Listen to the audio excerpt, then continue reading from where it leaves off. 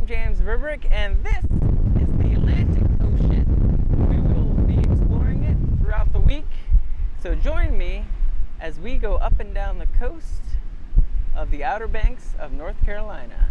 We'll be finding what's lurking under your feet that you might not necessarily know that's there.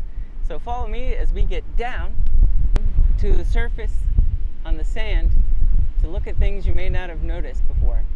We're going to get up close and personal with all kinds of creatures here in KillDevil Hills, North Carolina. On today's episode, we'll be getting down, up close and personal with the shelled creatures you may not have necessarily seen before. These little individuals are known as common gooseneck barnacles. They attach themselves by the tops of their head and filter feed with their legs. They normally attach themselves to solid objects like rocks, wood, and boat hulls, but sometimes they can find themselves attached to softer objects like seaweed, which these guys found themselves attached to, which can get dislodged during heavy storms, like it was earlier today, and they were washed up onto the shore. After I filmed these guys for you, I carefully returned them to the sea. On today's episode, we'll be getting up close and personal with crabs that scurry around under your feet, and you may not even notice them. These little creatures are known as Atlantic ghost crabs. The name ghost crab derives from their nocturnal lifestyle and their general pale skin.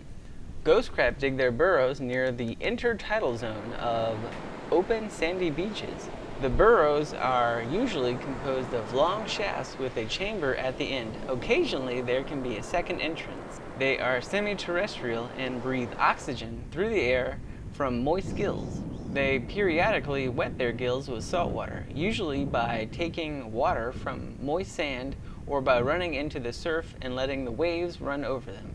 However, they can only remain underwater for a limited amount of time, as they can drown. On today's episode, we'll be getting down and close with jellies.